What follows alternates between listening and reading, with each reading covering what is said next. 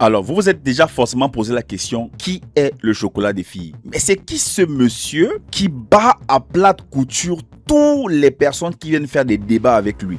Qui est le chocolat des filles? Alors, cette vidéo est destinée à parler du chocolat des filles. Et qui est cette personne? C'est quoi son parcours? D'où il vient? Comment est-ce qu'il a commencé?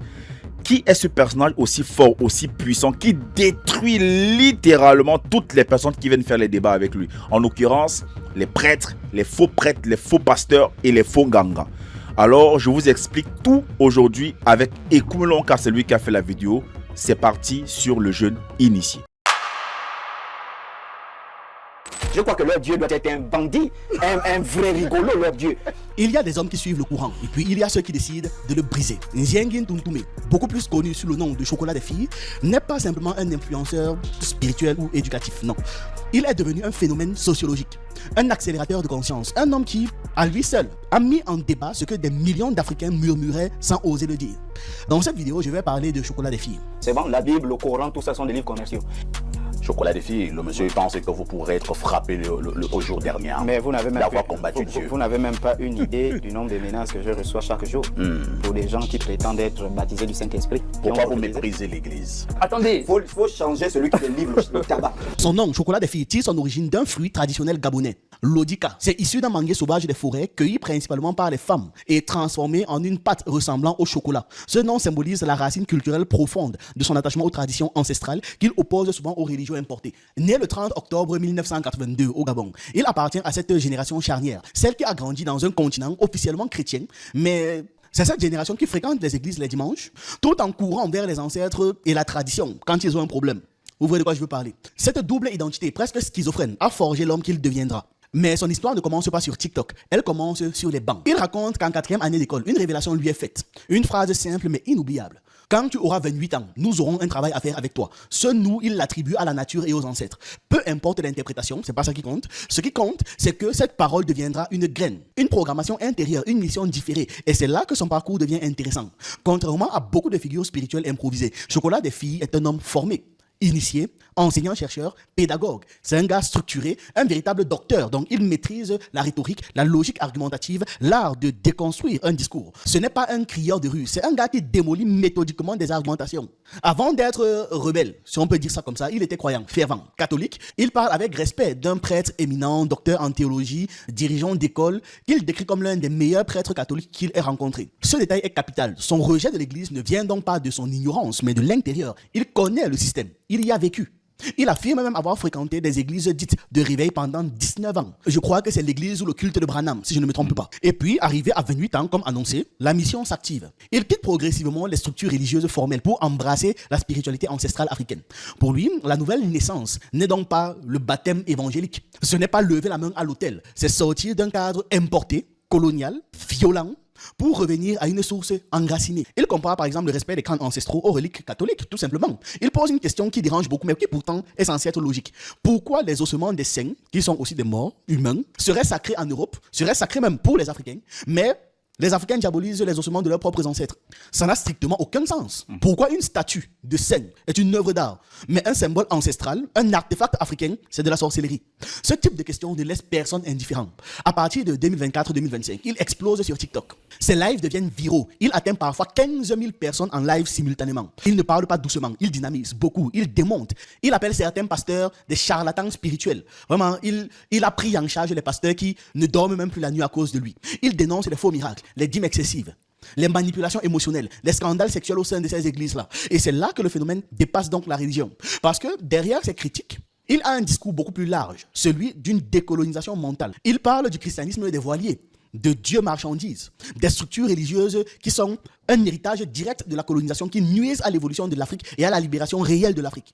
D'ailleurs, pour lui, il ne parle même pas du postulat politique pour parler de la libération de l'Afrique, mais du postulat spirituel. Il explique que sans la libération spirituelle, le reste là C'est dans l'eau, vu que c'est à base de ça qu'on pense les sociétés. Avant de continuer, je vous rappelle qu'Holacraft est disponible. Vous y trouverez ma formation YouTube, mais aussi des formations en dessin, montage vidéo, création de bandes dessinées, de miniatures et des techniques d'animation utilisées par les grands studios. On ajoute régulièrement de nouveaux contenus, notamment en programmation d'applications comme Netflix ou Shazam, pour vous aider à développer des compétences vraiment valorisantes. Le site évolue chaque jour. Les paiements sont déjà disponibles en Afrique. On travaille à intégrer les systèmes occidentaux. D'ailleurs, si vous pouvez nous aider en ce sens, contactez-nous. Voici le mail et le numéro. Le lien du site est en description. Revenons au sujet. Ces débats deviennent rapidement des événements sur Internet. Confrontation avec des pasteurs, par exemple le pasteur Evans, des échanges explosifs avec Makosso, des discussions intenses avec le père Menas à Paris, des débats sur le mariage, la sexualité, la violence dans les églises. Et on parle d'un gars qui ne fuit pas la reine. Il s'y jette même corps et âme. Il n'avait pendant un bon moment aucune pression avec les débats et j'en passe. Certains le voient comme insolent, d'autres comme courageux. Mais ce qu'on ne peut pas nier, c'est qu'il ouvre en fait, ou il réouvre une discussion que les Africains évitent. Ils font tout pour éviter ces sujets-là. En 2025, il est invité au Burkina Faso pour une conférence sur la civilisation, le développement et la spiritualité africaine. Invité au Burkina Faso pour un sommet sur la culture africaine, le Gabonais Tingui Toutoum, plus connu sous le nom du Chocolat des filles, a rencontré la communauté gabonaise de Ouagadougou. Connu sur les réseaux sociaux pour ses prises de position à l'encontre de certaines églises dites du réveil et pour ses réflexions sur la spiritualité africaine, il séjournait dans le pays des hommes intègres à l'invitation des autorités burkinabées. En marge de ce sommet culturel, l'Association des Gabonais au Burkina Faso, AGBF, a souhaité le rencontrer le 7 décembre 2025 avant son retour au Gabon. La rencontre s'est déroulée dans un climat d'échange ouvert marqué par l'écoute et le respect des différents points de vue. L'objectif, dialoguer autour des questions de spiritualité africaine, de christianisme et d'identité culturelle, sans tabou ni jugement. Est-ce que vous comprenez un peu? Voilà, c'est pourquoi certains vont dire, mais quand il y a la pluie, on cache le fétiche. Ce n'est pas le fétiche qu'on cache, la représentation, parce que la représentation de quelque chose peut attirer un esprit à l'intérieur pour venir écouter ce que vous avez à dire ou pour venir exaucer ce que vous avez à dire. Donc ces masques-là, moi je prône pour un retour à ça. À partir de là, ce n'est plus fait par un simple TikToker, c'est un intervenant panafricain. Au Cameroun, il parle de recolonisation par la religion. À Paris, il défend la spiritualité ancestrale devant le public de la diaspora. Et pendant ce temps au Gabon, le débat fait rage.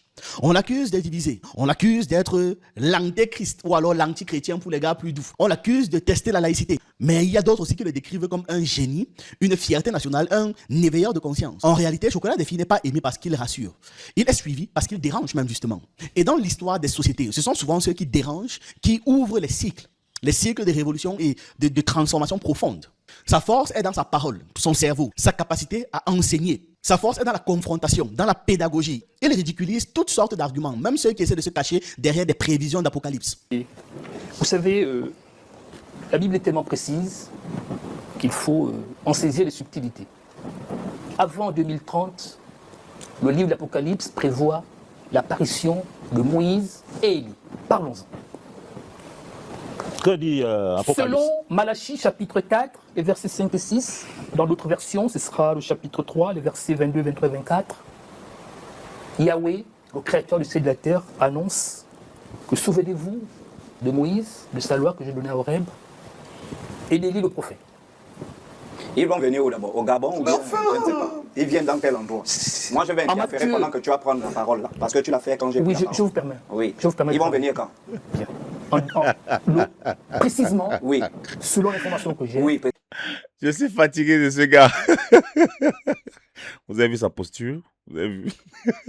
Précisément. elle peut évoluer Non, pour précisément. fin septembre, Oui. octobre 2000 de cette année. Ils viennent où? Ils vont apparaître, pas venir.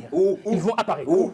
Je vous précise. Où? Mais on a... Et c'est ce genre de change que Où? je préfère. On fait où? Oui, monsieur 2000, Nzengi Toutoum. Nous sommes en Je préfère 2026. que l'on se pose des questions Mon et frère, que l'on réponde. dis les dates, on n'est pas là pour écouter tes choses. On déplace les gens sur Alors. les vrais sujets. Oui. Alors, il est dit dans l'Apocalypse qu'ils seront tués dans la ville où le Christ a été tué. Non, ça c'est la dimension explicative. Écoutez, Nous voulons la situation géographique. Ils viennent où?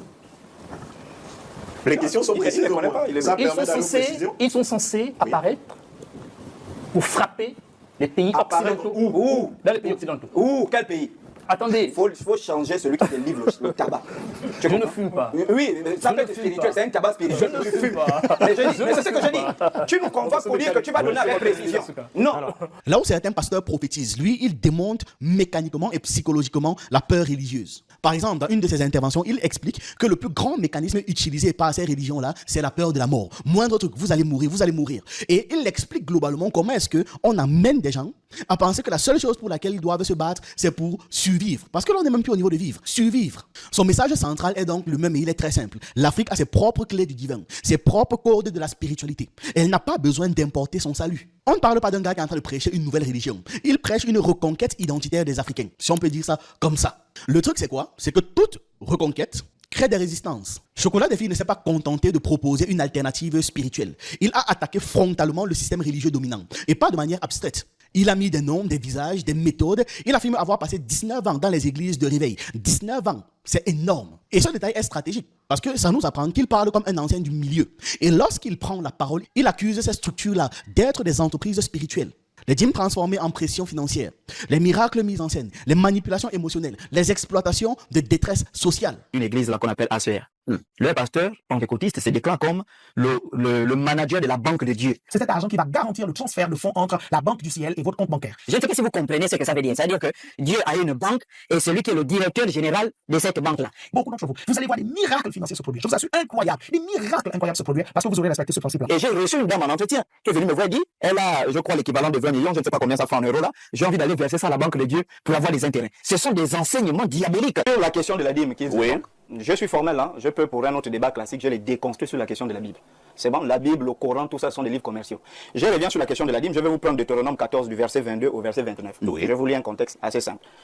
Tu prendras la dîme de tout ce que ta sémence produira, de tout ce que tes champs rapporteront chaque année, tu mangeras devant le Seigneur, ton Dieu, au lieu qu'il choisira pour y faire demeurer son nom. Tu échangeras alors ta dîme contre de l'argent. Selon c'est pour démontrer quoi? Mais la dîme, c'est même pas de l'argent. La nature de la dîme, puisqu'on dit ici, tu vas échanger ta dîme contre de l'argent.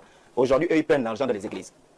Pour revenir sur le passage que mon grand frère a pris ici, c'est le livre des Galates chapitre 6, que l'homme à qui on enseigne la parole de Dieu fasse de tous ses biens. Mais il faut lire Romains chapitre 16 pour comprendre. Paul dit, lorsque vous vous réunissez chaque dimanche, que chacun de façon volontaire, c'était à cause d'une persécution. À Jérusalem, les chrétiens étaient persécutés, beaucoup avaient vendu leurs champs, tout ça là. Paul dit, pour aider les autres qui sont à Jérusalem, que chacun fasse de vous, que lorsque vous réunissez le premier jour de la semaine, chacun ce qu'il a, il donne. Ensuite, il y avait des hypocrites aussi dans ça, qui donnaient, ils cachaient les biens. C'est pourquoi Paul va dire, non, ceux qui enseignent la parole, faites part de tous les biens pour voir si vous donnez par rapport à ce qu'on vous demande. Vous n'allez pas voir quelqu'un qui a des milliards qui va donner 100 francs pour aider l'église. C'était ça le contexte, rien à y voir avec les dîmes. Et la dîme, même dans sa nature, ça n'a jamais été de l'argent, puisque ici dans leur Bible, on dit, si le lieu est trop loin pour aller déposer le vin, le blé, tu vas échanger cette dîme contre de l'argent et tu manges, c'est pas terminé, hein. Tu manges cette dîme-là toi-même, parce que c'est ça servir le Seigneur. Merci. Donc, comprenez qu'il n'est pas seulement là pour faire un discours, je ne sais pas, théologique. Ses critiques sont socio-économiques et surtout civilisationnelles. Et il dit en substance, quand un peuple est économiquement fragilisé, la promesse de miracle devient un marché. Et quand la foi devient un marché, les marchands prolifèrent. Et c'est pour ça que les pasteurs prolifèrent. Ces confrontations deviennent virales. Face au pasteur Evans, pour ne citer que quelques-uns de ces clashs marquants ou de ces confrontations marquantes, face au pasteur Evans, il met en cause le fondement même de certains récits bibliques. Face à Makoso, il oppose l'animisme et l'évangélisme dans un duel symbolique entre tradition et modernité religieuse. Avec le père Menas à Paris, le débat prend une dimension plus intellectuelle, culture africaine contre universalisme chrétien. Avec le pasteur Gédéon, la discussion va plutôt vers le mariage et la sexualité prémaritale, donc avant le mariage. Avec le père Minkala, les échanges abordent la question des violences sexuelles dans l'église. Avec le pasteur Mbandinga ou Stéphanus, le débat devient plus tendu et beaucoup plus personnel. Mais ce qui rend en fait ce moment puissant, ce n'est pas l'agressivité, ce n'est pas le côté comique des clashs, mais c'est sa maîtrise de la rhétorique. Il structure ses interventions comme un cours. Il pose une question, il déconstruit, il retourne l'argument, il force l'adversaire en fait à se justifier. Son passé d'enseignant ressort à chaque prise de parole, parce qu'il transforme en fait le plateau télé en salle de classe. Là où ses détracteurs parlent d'insolence, ses partisans parlent de courage. Au Gabon, ses critiques sur les abus dans l'église créent un séisme médiatique en 2025, parce qu'il y avait trop de pratiques de ce genre. Non, je ne méprise pas l'église, je méprise tous ces faux pasteurs. Ah bon? Oui, qui torturent, qui pillent, qui divisent des familles, mais c'est pas possible. Je ne sais pas si vous menez des enquêtes. Moi, je fais des enquêtes de terrain, mais les témoignages sont effrayants. Vous avez des pasteurs, toute une église, ils couchent des filles, vraiment. Mais c'est pas possible. Ah bon? Dans mon pays, il y a un pasteur qui a donné du VIH aux enfants de 15 ans, tout ça, pratiquement, je ne sais pas. Donc, on ne peut pas rester silencieux. Et ces gens-là, quand tu te lèves pour dire ça, c'est pas bien, vous allez voir son collègue va venir dire Dieu va te tuer. Donc, Dieu ne tue pas quelqu'un qui donne le VIH aux enfants de 15 ans, 16 ans, 17 ans. Mais Dieu tue celui qui vient dénoncer ce faux pasteur qui donne le VIH aux enfants de 15 ans. Je crois que leur Dieu doit être un bandit, un vrai rigolo, leur Dieu. Et donc, ne vous inquiétez pas pour ça. Il n'y a pas un Dieu qui va me faire. C'est leur Dieu qui va les frapper eux-mêmes. Parce que ce sont des rigolos. Ce sont des bandits. Ce sont des voyous. Et il est temps que les États africains se lèvent pour dire on en a marre. Il faut qu'on se dise des choses. Pourquoi je parle du préservatif aujourd'hui? C'est parce que moi qui vous parle, j'ai fait 19 ans dans l'église. J'ai fait 19 ans dans l'église. Je sais pourquoi je parle de ça aujourd'hui. C'est pour ça que pour certains religieux, c'est un danger ultime. C'est une terreur pas possible. Pour une partie de la jeunesse, au contraire, il y a une libération. Il met les mots sur un phénomène longtemps passé sous silence. L'argent, le pouvoir, le contrôle social et le contrôle des corps humains dans les églises. Déposez vos téléphones, venez déposer ça ici sur ma tablette. Venez tous déposer sur ma tablette. Dépêchez-vous, c'est ça, il faut respecter le sacré. Déposez, je sais que vous n'étiez pas en train de noter. Déposez, vous allez répondre au message après, vous allez dire merci après. Si je te surprends pendant que je suis en train de prêcher avec le téléphone et que moi je sais que c'est pas la prédication que tu es en train de noter, je prends, je mets ici. À partir de maintenant, on doit faire l'effort de respecter le sacré. Quand on va prier sur WhatsApp, ceux qui ne se connectent pas, on les supprime. Oui, on les supprime. Si toi-même tu n'as pas le fardeau de ta vie, tu n'as pas le fardeau de ton âme, pourquoi moi je dois m'en soucier? Mais soyons clairs, il divise, clairement. On l'accuse d'être anti-chrétien, comme j'expliquais. On le critique pour son ton direct et parfois cru. Certains estiment qu'il expose même des mineurs à des contenus trop frontaux. Mais moi, je rigole. Il n'y a pas autant d'acharnement envers des personnes qui sont littéralement nues dans leurs vidéos, envers des personnes qui font bien pire. Là-bas, ça passe, bien évidemment. C'est plus plaisant, non? Il y a d'autres qui disent qu'il est en train de tester les limites de la laïcité. Mais moi, je dis bien que du contenu que j'ai déjà vu, particulièrement dérangeant sur Facebook et TikTok, il n'est même pas dedans. Aussi comprenant que dans plusieurs cultures africaines, notamment chez les femmes d'Afrique centrale, la parole n'est pas seulement formulée pour une communication polie, non. Elle est stratégique, d'ailleurs, il explique aussi dans une de ses vidéos, dans un de ses lives, je ne sais plus. La parole sert aussi à forcer l'attention des gens. Lorsqu'un individu adopte un comportement excessif, un langage volontairement provocateur, ce n'est pas toujours une simple impolitesse, c'était parfois un signal. Une alarme sociale, une manière en fait d'obliger les gens, les sages, à se demander quel malaise est-ce que cette personne cherche à exprimer au point de parler ainsi. Donc on interpellait et on posait la question. Et vous voyez que ça marche. Quand vous l'entendez parler ainsi, vous dites, mais pourquoi est-ce qu'il fait preuve d'autant de violence? Ça marche. La vulgarité dans ce cadre n'est pas la finalité, c'est un outil d'interpellation. En tout cas, malgré les polémiques, son audience grandit. Parce que derrière le clash, derrière ces mots un peu crus, un peu durs, il y a toujours plus profond. Par exemple, la question de savoir qui définit le sacré en Afrique. Son discours dépasse le christianisme, il dépasse la décolonisation mentale. Il dit que ces religions importées ont participé à reconfigurer l'imaginaire africain, donc on doit retravailler ça pour avoir des bases civilisationnelles pertinentes. Ce qui rend Chocolat des filles aussi puissant, c'est qu'il incarne en fait cette transition numérique du débat. Avant, ces discours restaient dans les cercles universitaires. Aujourd'hui, elles sont sur TikTok, en live, devant des millions de gens, sur Facebook et j'en passe. Est-ce que c'est lui là, monsieur le catholique? N'importe quoi. Oui. Lui, c'est Jésus. C'est une représentation. C'est une représentation. On représente quelque chose en fonction de ce qu'on a vu.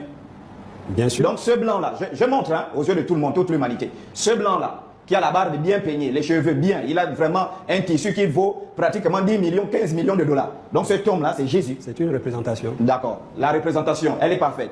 Alors on arrive, celui-là. Elle n'est pas différente de celle-ci. Elle n'est pas différente. Oui. Elle n'est pas différente.